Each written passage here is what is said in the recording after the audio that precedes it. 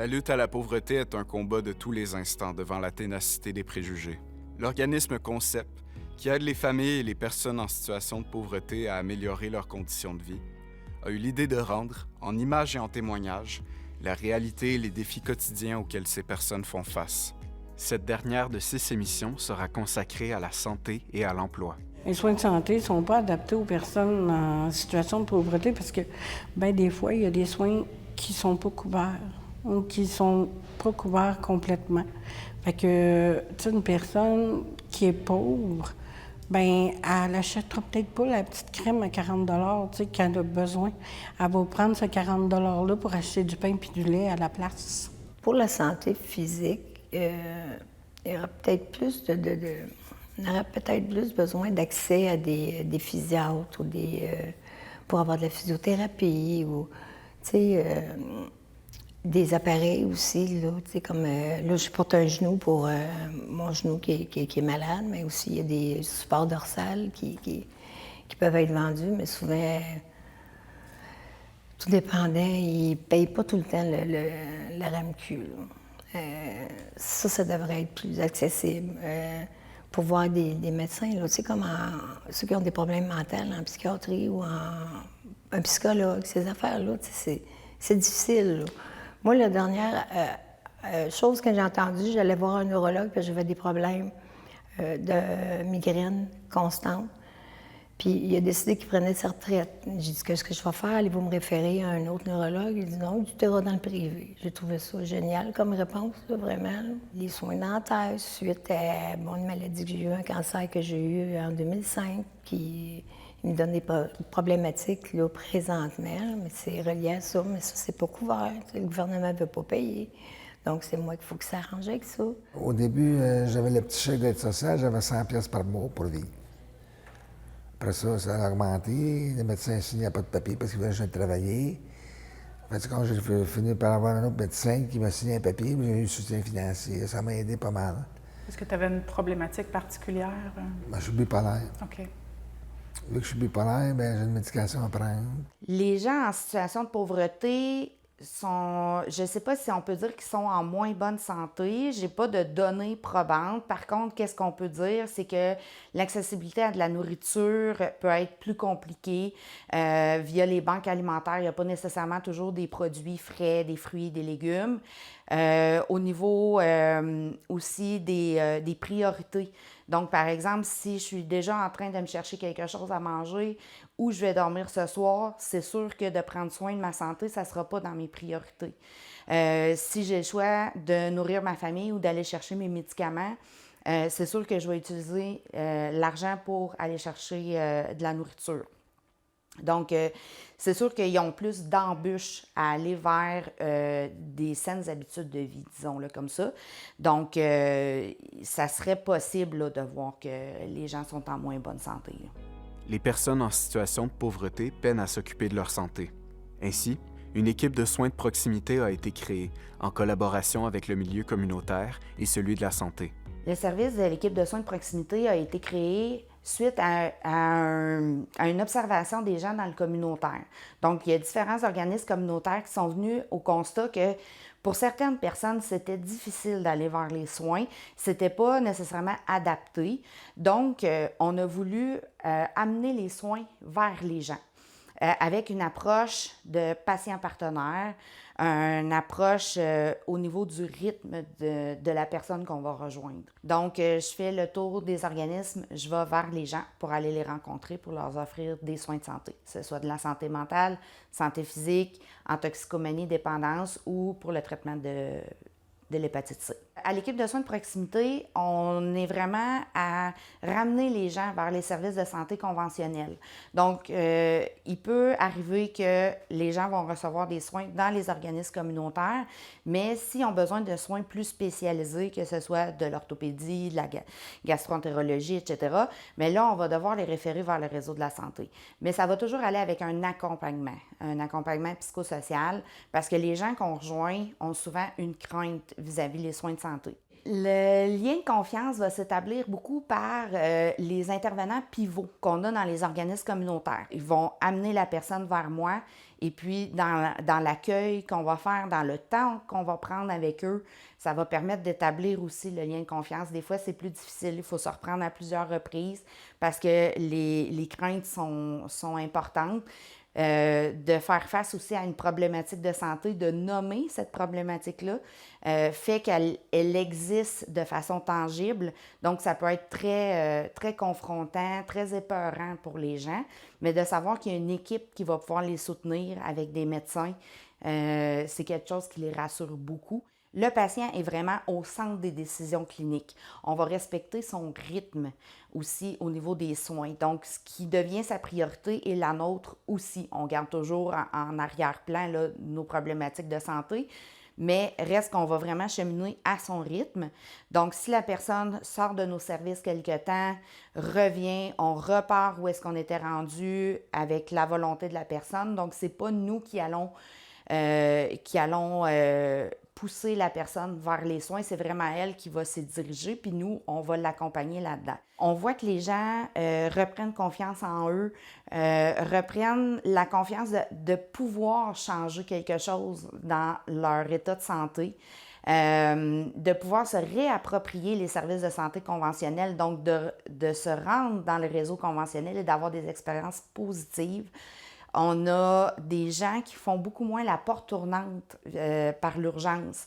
Donc, qui se rendent à l'urgence, qui ne voient pas le médecin, qui ressortent, la problématique de santé est encore là, ça peut même s'aggraver.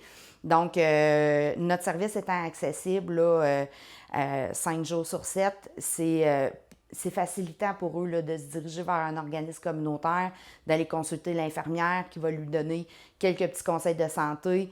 Des fois, ça évite justement une hospitalisation ou d'aller vers l'urgence pour une inquiétude qui n'est pas nécessairement fondée. Là. Vivre avec un problème de santé, physique ou mental, est parfois un frein à l'employabilité, tant du côté de l'employeur que pour la personne qui aimerait occuper un emploi. Moi, je me suis toujours dit, il doit y avoir des préjugés. Je m'achète du travail. Je lui ai dit que j'ai une maladie mentale. Ils m'ont dit, je suis fou. Pas ça, une maladie mentale. D'habitude, dans le temps, dans les années 70, 80, c'était un fou, là. Quand j'ai essayé dans l'emploi, là, c'était un monsieur qui était bien gentil. J'ai pas dit que j'avais une maladie mentale. J'étais gêné de le dire. Parce que je me suis dit, si je lui dis, il n'aurait peut-être pas d'emploi. Qu'est-ce qui pourrait changer? Je trouve que c'est les préjugés qui ont les employeurs. Ouais. Pas ceux qui sont de santé mentale fragile.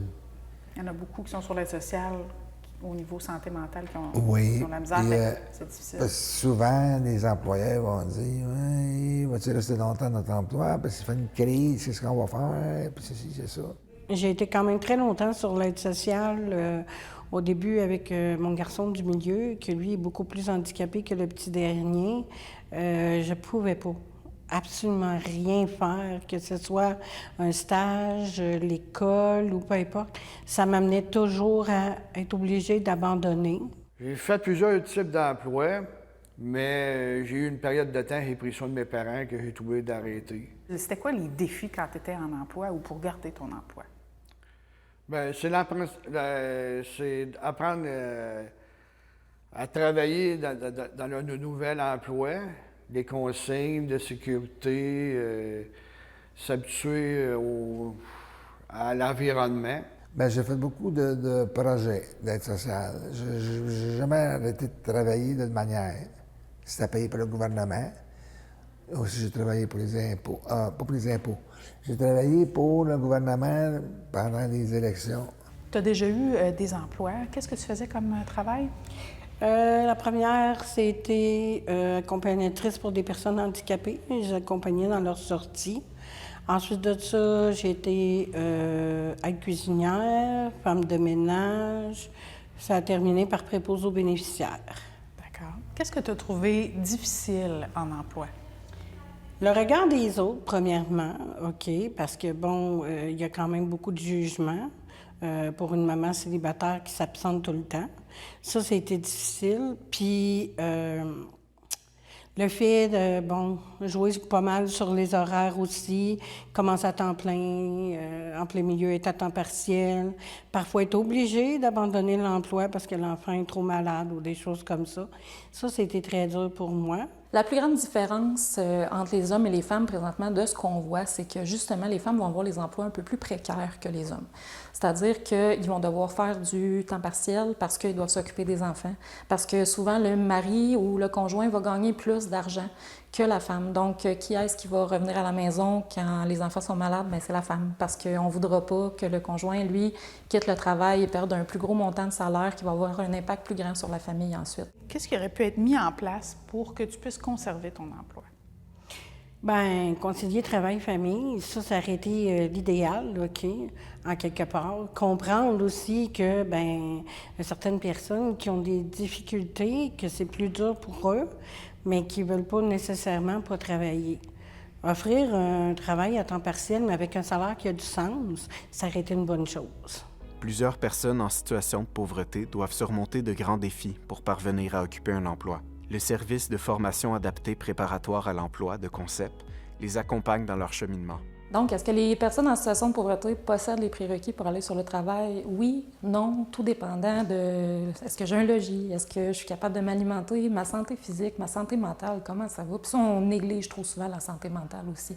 Personne qui vit beaucoup d'anxiété sociale, des fois, ne sera même pas capable de venir s'asseoir dans un groupe préparatoire à l'emploi pour travailler là-dessus.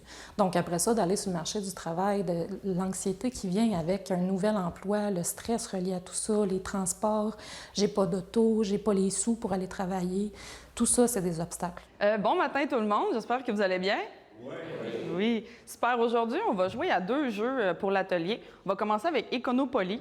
C'est un jeu qui traite de budget, donc 5 différents budgets, puis on va œuvrer à Trois-Rivières avec ces budgets-là.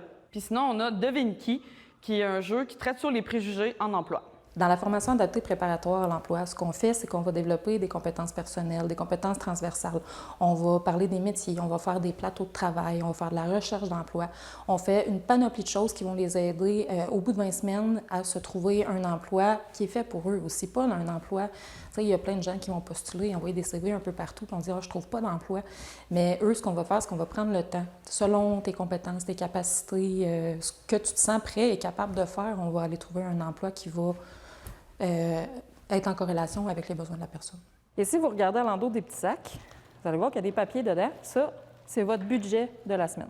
On va partir de leurs besoins pour créer des ateliers parce que souvent, c'est eux qui vont nous dire qu'est-ce qu'ils ont besoin. Par exemple, je ne suis pas capable de visser quelque chose à la maison. C'est quoi une vis à métal? Tu sais, des choses comme ça. Déjà, que ça, c'est l'organisation de la vie à la maison. Autant que comment je fais pour trouver un milieu de garde? Comment je fais pour me trouver des vêtements abordables? Comment je fais pour avoir de la nourriture, une sécurité alimentaire? C'est des choses qui vont repartir avec quand même de toute façon. Passer au statut de travailleur et travailleuse est une bonne nouvelle en soi. Mais cela entraîne aussi de nombreux défis. Un des plus grands défis pour les personnes qui sortent d'un milieu de pauvreté pour s'en aller vers l'emploi, c'est que ces personnes-là deviennent un peu un soutien pour leur réseau. Donc, on est habitué que cette personne-là soit à la maison, on peut garder les enfants, on peut aller faire une commission, on peut aller à la pharmacie pour quelqu'un de malade, on peut dépanner, on peut faire un lift à quelqu'un.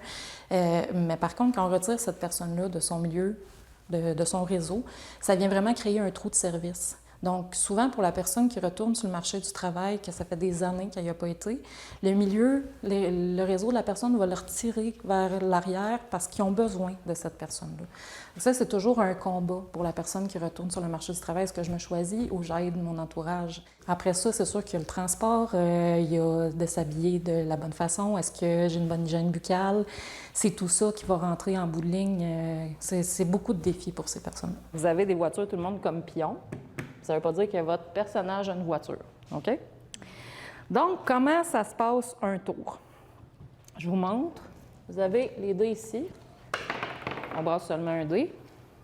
Toutes les personnes qui passent ici ne se trouvent pas nécessairement un emploi. Notre objectif, c'est de placer le plus de personnes possible. Par contre, il n'y a pas personne qui repart ici la tête basse. À chaque fois que quelqu'un a passé ici, fait un 20 semaines de formation avec nous, il repart avec des outils dans sa poche. Puis si ce n'est pas tout de suite qu'il se trouve un emploi, bien, ils vont revenir ou ils vont finalement y aller sur le marché du travail parce qu'on va avoir laissé germer une graine dans leur tête qui va laisser place à quelque chose de plus grand qui va leur permettre d'avoir une plus belle qualité de vie. Là, il y a 5 semaines dans le jeu, donc vous faites encore 4 tours. C'est bon? Le travail, c'est important, mais il y en a beaucoup qui ne vont pas arriver à rejoindre les deux bouts en travaillant quand même. Avec le salaire minimum, qui est autour de 15,75 $, si je ne me trompe pas dans le moment, on est sous le panier de consommation, la mesure du panier de consommation. Donc là, c'est sûr qu'on n'arrive pas à sortir complètement de la pauvreté. Puis pourquoi? Parce que souvent, on n'aura pas des emplois à 40 heures. Même si le salaire n'est pas nécessairement si bas que ça, il n'y a pas assez d'heures qui sont reliées à ça. Et le coût de la vie n'arrête pas d'augmenter. L'épicerie, les logements, j'apprends rien à personne, là. En plus de ne pas avoir beaucoup d'heures, donc on a souvent un 20-25 heures. C'est des emplois qui sont très précaires, c'est des emplois qui ne demandent pas de formation, donc qu'on remplace facilement aussi. Les étudiants vont souvent combler ces emplois-là. Donc, qu'est-ce qui reste comme bassin après ça? Aux gens qui n'ont pas de formation, qui sont en situation de pauvreté, c'est très, très difficile, là. On va être reconnu avec le titre d'emploi qu'on a socialement. Donc ça, c'est un problème social. Que si tu n'as pas d'emploi, tu n'es pas reconnu comme un être humain. C'est de redonner la dignité à ces personnes-là qui, sans nécessairement avoir trouvé un emploi, se mettent quand même en action, vont faire du bénévolat, ils vont sauver des heures hallucinantes à des organismes communautaires. Tu sais, des 5000 heures de bénévolat, c'est pas rare qu'on entend ça. Donc, tu sais, oui, le statut social, mais il n'y a pas que ça. Donc, il vous arrive quelque chose dans votre budget, sauf que ça ne vous coûte rien parce que c'est payé par la RAMQ. Une personne participante qui arrive ici à la première semaine, elle ne sait pas du tout dans quoi qu'elle s'embarque. On va lui avoir dit que c'est un projet préparatoire à l'emploi, on va lui avoir dit qu'elle va connaître différents métiers, qu'on va l'aider à se trouver un travail, mais elle n'a pas idée à quel point qu'on va aller plus loin que ça avec la personne. On va faire des ateliers d'art, on va faire de l'écriture, on va sortir des sentiers battus pour aussi développer l'estime personnelle de la personne. Donc, quand elle arrive à la semaine 1 versus la semaine 20, il y a un cheminement complètement fou qui s'est fait. J'ai en tête quelqu'un qui est arrivé ici avec des problèmes de santé assez majeurs et puis on lui a payé un entraînement dans notre communauté gym ici et cet homme-là est rendu gardien de sécurité, il est en forme, il court dans les escaliers quand il vient ici. On a vraiment vu des changements drastiques là, dans la vie de plusieurs personnes. Donc, la différence majeure, c'est qu'ils ressortent ici la tête haute, même s'ils ne sont pas nécessairement entrés comme ça. Il existe d'autres ressources pour aider les personnes à intégrer le marché de l'emploi. L'une d'elles a pour mission d'accompagner spécifiquement les femmes dans ce cheminement.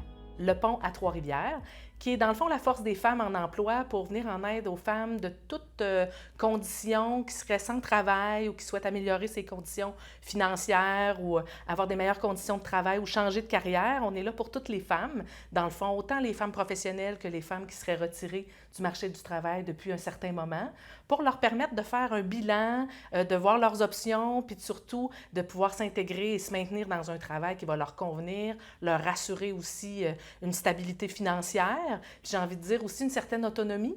Et on aide les femmes à développer leur pouvoir d'agir dans tout ça, leur pouvoir de décision, peu importe d'où elles viennent, parce qu'on trouve en chacune le bon et le meilleur qu'elles peuvent offrir au marché du travail. On croit aux leviers qui sont dans les femmes. Puis c'est là que c'est merveilleux de faire avec elles leur bilan de carrière. Puis là, ils vont nous arrêter tout de suite. Ils vont dire « Bien là, j'ai pas travaillé depuis 10 ans, là. » Attends un peu, tu as fait des choses. Tu as des enfants. Tu me dis que tu as aidé tes voisins. Tu me dis que tu es débrouillarde avec le peu de sous que tu as à chaque mois. Tu fais des recettes. On va aller décortiquer dans un bilan de compétences tout ce qu'elles possèdent. Et parfois, c'est surprenant. Et quand elles reçoivent leur CV, il y a quelque chose qui se passe. Parce qu'elles voient qu'elles ont un potentiel et que c'est possible. On a des groupes ici d'ateliers qui permettent aux femmes d'être en contact avec, par exemple, une enseignante retraitée qui côtoie une maman qui est sur l'aide sociale depuis quelques années. Et par je ne sais pas si c'est l'air qui circule dans le pont, mais on a une belle mixité sociale en ce sens-là qui va comme relever les femmes qui ont une estime plus faible d'elles-mêmes en raison de leur état qu'elles sont sur l'aide sociale depuis un moment. Et ces femmes retraitées-là qui ont vu neiger et qui disent « Attends peu, t'en as des qualités, t'en as du potentiel, puis il y a quelque chose à faire avec ça. » Et effectivement, en bureau, on travaille tous les petits leviers qu'on a, on va les travailler, puis c'est pas rare de voir une femme dénicher un emploi, trouver un emploi, puis d'en pleurer. Avoir un emploi, ça nécessite certaines exigences, certaines compétences. Évidemment, la première affaire qu'on pense, c'est tout le temps avoir son secondaire 5. Et après ça, selon le niveau de scolarité qu'on va avoir, on va peut-être avoir des meilleures conditions de travail. En fait, ce qu'il faut avoir en tête, c'est qu'il faut avoir des habiletés en lecture, évidemment, au départ, en écriture, être capable de faire de la base de calcul, si on pourrait dire comme ça. Donc, tu sais, la notion de secondaire 5, elle est là, elle est importante parce qu'elle nous garantit ces aspects-là. Mais on va plus loin que ça aussi avec les employeurs. Ils souhaitent avoir des personnes qui vont être contributrices du milieu de travail avec un bon savoir-être, on va dire. Et le savoir-être qui est toute la question de l'attitude, donc qui va me permettre d'être une personne, puis ici on accompagne des femmes, une femme qui va être positive dans le milieu du travail, peu importe ce que j'ai traversé, parce que justement, chez nous, au Pont, on va aider chacune à développer le meilleur d'elle-même, à peut-être enlever les obstacles qui pourraient l'empêcher d'être dans le meilleur d'elle-même au niveau du travail. Et l'employeur, souvent, va engager sur des compétences de connaissances et de savoir-faire, mais il va congédier en raison du savoir-être, parce que je vais avoir été peut-être une personne humaine moins contributrice, moins collaboratrice. Puis ça, la bonne nouvelle, c'est que chacune, on est capable de trouver les angles pour être une bonne personne en milieu du travail. Bien, une personne qui traîne un passé, qui traîne des épreuves, bien, elle va parfois être ou bien remerciée, ou bien va être rejetée par certains aspects parce qu'on ne comprendra pas sa réalité. Puis les femmes qu'on accompagne, ils ont ça dans leur parcours parfois. Hein, elles vont, par exemple, avoir vécu de la violence conjugale, hein, à titre d'exemple, dans leur parcours familial, ce qui les a isolées, ce qui les a gardées à la maison pendant un long bout de temps. Et le chemin va être plus compliqué pour atteindre le milieu du travail. On a aussi des femmes qui ont l'enjeu, disons-le, de la protection de la jeunesse, hein, qui vont être, à un moment donné, dans leur dossier, hein, pour le retrait temporaire des enfants, et que là, l'enjeu de l'emploi, l'enjeu de reprendre un cadre de vie, de reprendre une routine de vie va être présent. Et elles viennent nous voir parfois avec la simple question: est-ce que je vais vraiment améliorer mes conditions en allant travailler? Parce qu'avec ce que j'ai ou ce que j'ai pas, je vais avoir le salaire minimum, puis ça sera peut-être pas si... Je vais mettre du gaz dans mon char, je vais devoir m'acheter des lunchs, je va falloir que je mette les enfants au service de garde, j'ai pas un service de garde subventionné. Elles vont rapidement faire le calcul en se demandant est-ce que ça vaut la peine. Elles espèrent avoir des salaires qui vont être intéressants, mais c'est pas toujours le cas. Et on a beau penser qu'un salaire d'une adjointe administrative rejoint le salaire, à titre d'exemple, d'un charpentier menuisier, on le sait d'intuition, c'est pas nécessairement le même. J'ai une collègue ici, elle dit souvent, on devrait prendre nos femmes qui arrivent ici, blessées par la vie, qui ont vécu du harcèlement en milieu de travail, puis là, autant des professionnels que des femmes au salaire minimum, et quand elles arrivent ici, prendre une photo. Hein, du avant, quand j'arrive dans ma démarche de recherche d'emploi pour sortir de ma situation dans laquelle il y a comme un mur, puis de les prendre à la fin de leur accompagnement, puis on n'a pas le même visage de femme. Hein, on a une femme qui est plus ouverte, qui va avoir peut-être réglé certaines choses ou qui va avoir fait le pas pour aller chercher de l'aide dans un autre organisme. Est-ce qu'elle va avoir un emploi à la clé? Peut-être pas tout le temps. Elle va rester dans une certaine précarité, mais la confiance et l'estime va s'être améliorée, assurément. Ces personnes qui ne sont plus sur le marché de l'emploi depuis un certain temps ont encore l'envie d'être actives et de se sentir utiles. Bien, ça manque un petit peu. Je sais bien, il y a la santé, il y a l'âge, mais si je peux rendre service encore, j'aimerais ça retourner. Bien, j'aurais un emploi à temps partiel. Je dirais peut-être pas non. C'est peut-être une possibilité que je regarde, ça on verra. Je suis une personne qui aime travailler, puis je m'avais trouvé des moyens de travailler. Puis je n'étais pas capable d'avoir une vie amassée, puis de voir les murs. Là. C'est pas mon style. J'aurais l'intention d'aller dans une toute autre branche. Je voudrais aller dans le service à la clientèle parce que je sais très bien que j'ai plus les capacités de m'occuper de personnes âgées. Un être humain, c'est fort. Les femmes sont fortes. Elles arrivent à aller plus loin que leurs épreuves et ça m'amène à beaucoup d'humilité puis de modestie. Et je me couche le soir en souriant parce que j'ai permis à des femmes de découvrir leur pouvoir d'agir, leur pouvoir de décision, puis leur potentiel. Puis ça, c'est extrêmement valorisant. Des fois, on parle de salaire, là, mais ça vaut plus que tout salaire horaire, cette satisfaction-là de travailler avec les femmes puis de les voir s'épanouir. Ce que j'aime le plus de mon travail, c'est de vivre des succès à tous les jours.